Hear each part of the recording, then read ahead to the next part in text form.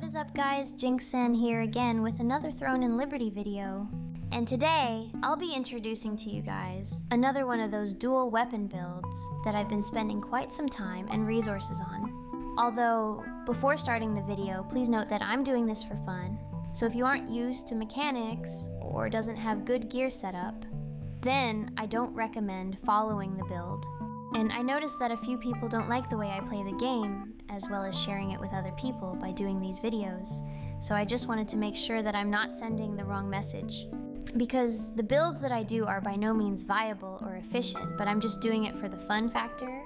And I'm also not trying to encourage people to troll or anything. So without further ado, I'll start with my gear setup first. The reason why I chose Kawazan Dagger is that it has the highest base damage among every daggers. And it also has super high critical chance, including the passive. And to pair with that, I chose Laquirus Thorns because of its passive. And it also gives you 15 attributes in total, as well as critical chance. I also chose the 2-piece set effect for Shadow Harvester by picking the mask and the gloves. For me, Shadow Harvester mask is amazing, because not only it gives dexterity and wisdom, which are my top priority stats, but it also gives a total of 10% cooldown reduction if you include the cooldown trait. Shadow Harvester gloves is a pretty good pick to complete the set effect, since if I compare that to like the trousers or boots, they don't really give good stats for the build, which is dexterity.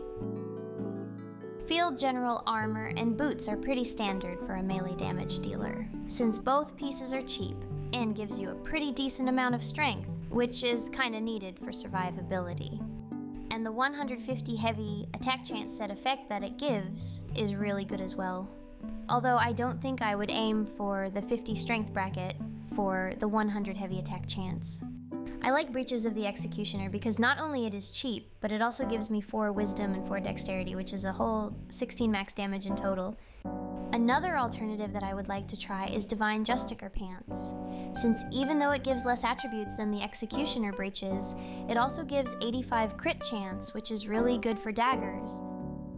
And lastly, I'm currently still using Supreme Devotion Cape, but I'm also not sure whether to keep using it or switch to Eldritch Whispers. Because the thing with the 10 bonus damage it gives is that it's mostly effective on 2 dagger skills, which are Knife Throwing and Umbral Spirit. Both of these skills' base damage multiplier are below 100%, which effectively makes bonus damage stats super valuable to boost those skills. I'm currently using Slayer Pendant for that 6 dexterity that it gives, because again I'm stacking as much dex for dagger so that I can auto-attack more. And as usual I'm using Primal King Bracers, so that it's easier to reach 30 perception, and it also gives 13 bonus damage, which is a super important factor as well. I use Sapphire Ring mostly because that's what I already have at the moment, but if possible, I would also like to try out Eldritch Ice Band. And even though it gives 2 less attributes in total, it actually gives the same amount of max damage compared to Sapphire Ring. On the other finger, I have Violence Signet for that 5% attack speed, and it also gives 5 dexterity, which is not a small amount at all, even when comparing to other purple rings. Originally, I planned to recommend to you guys the Spectral Skulls belt, but then I saw that Forbidden Arcane Chain gives 1 more attribute, and it's also Wisdom, so it's pretty much equal to Dexterity in terms of damage.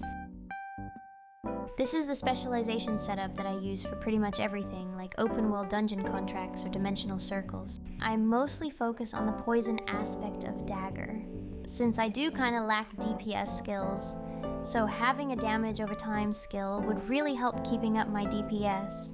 And I forgot to mention, but with this setup you actually have a lot of self buffs. So it's actually kinda important to stack perception as well as buff duration traits. The reason why I chose Thunder Spirit over the other poison specialization is mostly because I don't have a lot of bonus damage. Since Umbral Spirit does less damage on the initial hit, but it also does 2 additional smaller damage on poison targets. The pros of Thunder Spirit, though, is that it is a way superior mob clearing specialization. And plus sometimes bosses have super high damage reduction. So you might see some of your additional damage from Umbral Spirit doing literally 0 damage.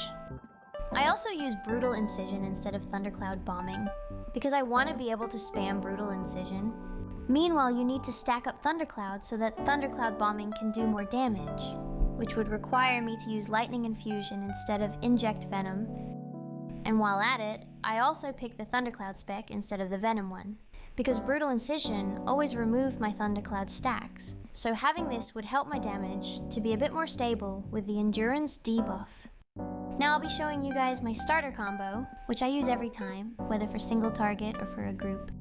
Usually I use Inject Venom first into Thunder Spirit, and then Fatal Sigma, Ankle Strike for that 30% offhand rate, into Frenzy Sword Dance to stack up Thundercloud, and then double cleaving into Knife Throw, Brutal Incision, and lastly Shadow Strike for filler damage.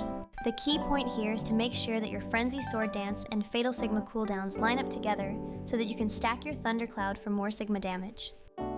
As for Weapon Mastery, you can just go bottom maxing into Middle Tree for that melee hit chance.